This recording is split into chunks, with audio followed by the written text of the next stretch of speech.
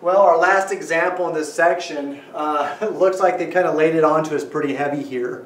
So you might have to go back and work on some practice problems to kind of help you lead up to the spot. So you can have confidence that when you see this, you can attack it and you can attack it really well. First thing I notice is I do not have common denominators, and I need to get that. The other thing I notice is that it looks like I can factor things down. And for me, if I have them in factored form, I'm able to see some insight that I may not have been able to see without it. So give me a second. This problem's going to be a while. I'm just going to factor things down.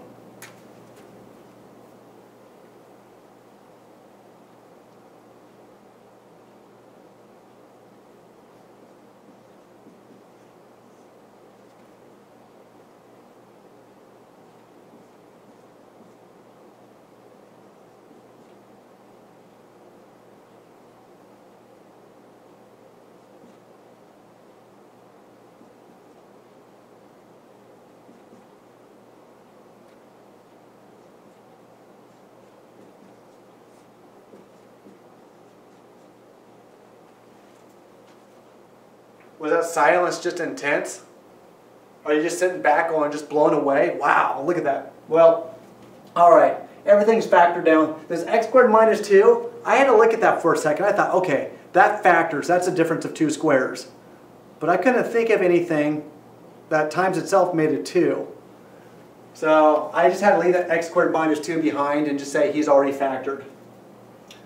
All right, well, I want to start to find out some common denominators here.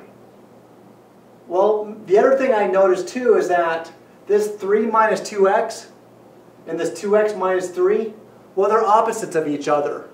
And when they're opposites of each other, what I need to do is factor out a -1 or multiply it by a -1 so that the terms are reflections of each other.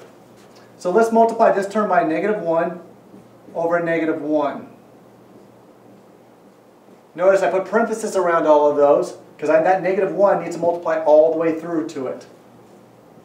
So x squared minus 2 over 2x minus 3 times an x plus a 1 plus -1 times all this stuff gives me a -x plus a 2. And then on the bottom I have a -3 plus a 2x. Or I'm going to write it around the other way, 2x plus a -3. All right, so now the 2x minus 3 and the 2x minus 3, though it no longer appears to be opposite terms because I factored in a -1, now I can identify what my lowest common denominator is. Looks like this first term has all of the features it needs to have, but the second term has the 2x minus 3 factor, but it doesn't have the x plus 1 factor.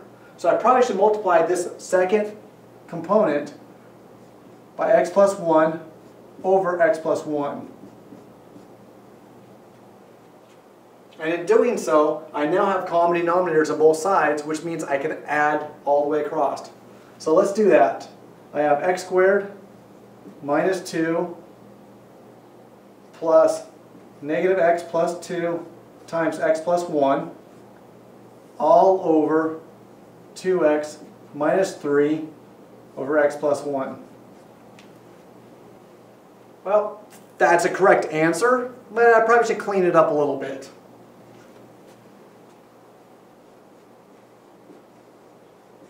Multiply these guys out, so I have a negative x squared, a -x, a plus a 2x, plus a 2, all over what I've had from the beginning.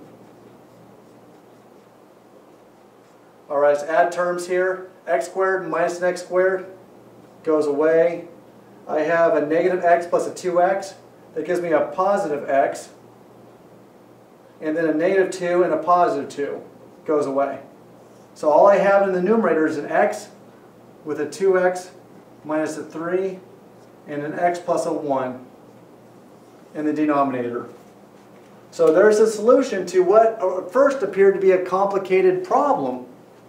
But if I just took it one step at a time, remembered some of the tools we've learned before, especially that opposite thing, where I had to deal with that -1.